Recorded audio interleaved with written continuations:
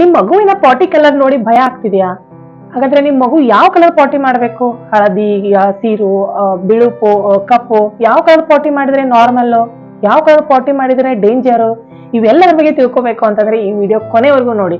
ಅದು ಸ್ಪೆಷಲಿ ನೀವೇನಾದ್ರೂ first time ma'am ಆಗಿದ್ರೆ ಅಂತಂದ್ರೆ ಈ ವಿಡಿಯೋ ನಿಮ್ಗೆ ತುಂಬಾ ಅಂದ್ರೆ ತುಂಬಾ ಸಹಾಯ ಆಗುತ್ತೆ. So welcome back to my channel being mom Kannada. ಈ ವಿಡಿಯೋದಲ್ಲಿ ನಿಮ್ ಮಗು ಯಾವ ಕಲರ್ ಪಾಟಿ ಮಾಡಿದ್ರೆ ಒಂದು ಆರೋಗ್ಯದ ಲಕ್ಷಣ, ಯಾವ ಕಲರ್ ಪಾಟಿ ಮಾಡಿದ್ರೆ ನಿಮ್ ಮಗುವಿನ ತೂಕ ಹೆಚ್ಚಾಗ್ತಿದೆ ಅಂತ ಅನ್ಕೊಂಡು ಅರ್ಥ ಆಗುತ್ತೆ, ಇವೆಲ್ಲರ ಬಗ್ಗೆ ಒಂದೊಂದಾಗಿ ತಿಳ್ಕೊಂತಾ ಹೋಗೋಣ. ಫಸ್ಟ್ ಒನ್ ಬಂದ್ಬಿಟ್ಟು ಹಳದಿ ಪಾಟಿ, ಯೆಲ್ಲೋ ಕಲರ್ ಫೋಮ್. ಸಾಮಾನ್ಯವಾಗಿ ಬ್ರೆಸ್ಟ್ ಫೀಡ್ ಮಾಡೋ ಮಗು ಅಂದ್ರೆ ತಾಯಿ ಎದೆ ಹಾಲು ಕುಡಿಯೋ ಮಗು ಈ ಹಳದಿ ಕಲರ್ ಪಾಟಿನೇ ಸಾಮಾನ್ಯವಾಗಿ ಮಾಡ್ತಿರುತ್ತೆ.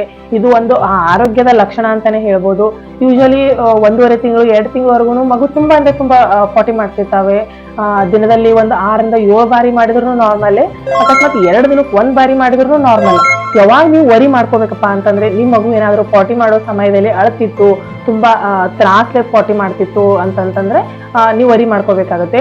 ಇಲ್ಲ ಅಂತಂದ್ರೆ ಇಲ್ಲ ನಮ್ಮ ಮಗು ತುಂಬಾ ಅಂದ್ರೆ ತುಂಬಾ ಪಾಟಿ ಮಾಡ್ತಿದೆ, ಏನಪ್ಪಾ ಏನಾದ್ರು ತೊಂದ್ರೆನಾ ಅಂತ ಅನ್ಕೊಂಡು ತಲೆ ಕೆಡ್ಸ್ಕೊಳಕ್ ಹೋಗ್ಬೇಡಿ. ಅದು ನೀವು ಮೇನ್ ಕಲರ್ ಅಬ್ಸರ್ವ್ ಮಾಡ್ಕೋಬೇಕಾಗುತ್ತೆ.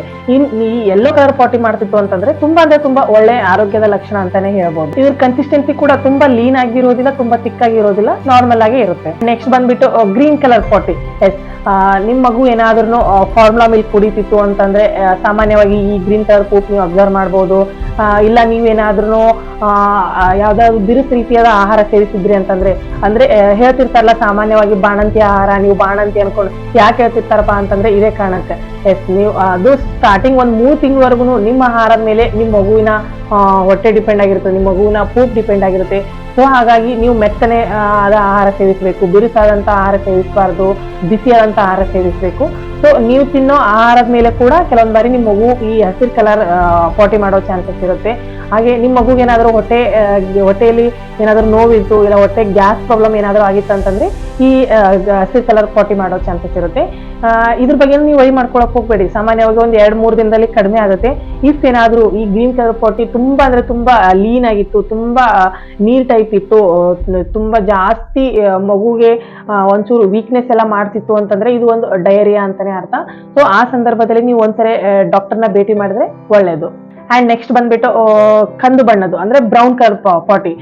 ಇದು ಸಾಮಾನ್ಯವಾಗಿ 6 ತಿಂಗಳ ನಂತರ ನೀವು ಅಬ್ಸರ್ವ್ ಮಾಡ್ಬೇಕಾಗುತ್ತೆ. ಅಂದ್ರೆ ಯಾಕಂದ್ರೆ ನೀವು 6 ತಿಂಗಳ ನೆಕ್ಸ್ಟ್ ನೀವು ನಿಮ್ಮ ಮಗು ಮೇಲಿನ ಆಹಾರ ಸ್ಟಾರ್ಟ್ ಮಾಡಿರ್ತೀರಿ, ಅಂದ್ರೆ ಸಾಲಿಡ್ ಫುಡ್ ಸ್ಟಾರ್ಟ್ ಮಾಡಿರ್ತೀರಿ.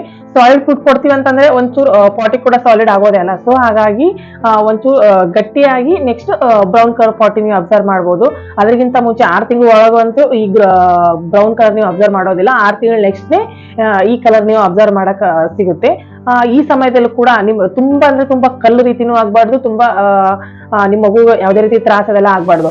ನಾರ್ಮಲ್ ಆಗಿ ಪಾಟಿ ಮಾಡುವಾಗ ನಿಮ್ ಮಗು ಯಾವ್ದೇ ರೀತಿ ಅಳತಿದ್ದಿಲ್ಲ, ಯಾವ್ದೇ ರೀತಿ ತ್ರಾಸ ಇದ್ದಿದ್ದಿಲ್ಲ, ಹೊಟ್ಟೆ ತುಂಬಾ ಬಿರುಸಾಗಿದ್ದಿಲ್ಲ ಅಂತಂದ್ರೆ ಯಾವ್ದೇ ರೀತಿ ಭಯ ಬೇಡ. ಅಂಡ್ ನೆಕ್ಸ್ಟ್ ಬಂದ್ಬಿಟ್ಟು ಬ್ಲಾಕ್ ಕಲರ್ ಪೂಪ್.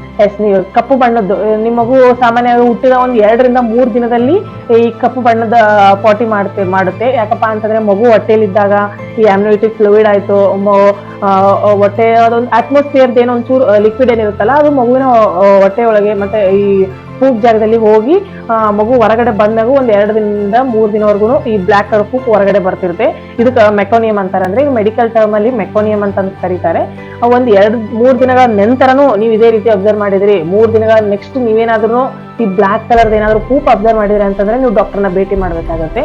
ಅಂಡ್ ನೆಕ್ಸ್ಟ್ ಬಂದ್ಬಿಟ್ಟು ವೈಟ್ ಕಲರ್ದು ಅಥವಾ ಗ್ರೇ ಕಲರ್ದು ಏನಾದ್ರು ಪೂಪ್ ಇತ್ತು ಅಂತಂದ್ರೆ ನೀವು ತಕ್ಷಣ ಡಾಕ್ಟರ್ ಭೇಟಿ ಆಗ್ಬೇಕಾಗುತ್ತೆ. ಯಾಕಂತಪ್ಪ ಅಂತಂದ್ರೆ ಇಫ್ ನಿಮ್ ಮಗುಗೆ ಏನಾದ್ರು ಹೊಟ್ಟೆಲಿ ಅಥವಾ ಯಾವ್ದಾದ್ರು ಲಿವರ್ ಏನಾದ್ರು ತೊಂದರೆ ಇತ್ತು ಅಂತಂದ್ರೆ ಈ ರೀತಿ ಆಗುತ್ತೆ. ಕೆಲವೊಂದ್ ಬಾರಿ ಪೂಪಲ್ಲಿ ಪಸ್ ರೀತಿ ಬರೋದು, ಅಂದ್ರೆ ಕೀವ್ ರೀತಿ ಬರೋದು, ಏನಾದ್ರೂ ವೈಟ್ ಕಲರ್ದು ಅಥವಾ ಗ್ರೇ ಕಲರ್ ಏನಾದ್ರು ನೀವು ಸಬ್ಸ್ಟೆನ್ಸ್ ಅಬ್ಸರ್ವ್ ಮಾಡಿದ್ರಿ ಅಂತಂದ್ರೆ ಇಮಿಡಿಯೇಟ್ ಆಗಿ ನೀವು ಚಿಕ್ಕ ಮಕ್ಕಳ ಡಾಕ್ಟರ್ನ ಭೇಟಿ ಮಾಡ್ಬೇಕಾಗುತ್ತೆ. ಇದು ಒಂದು ಆರೋಗ್ಯದ ಸಮಸ್ಯೆ ಅಂತಾನೆ ಹೇಳ್ಬೋದು.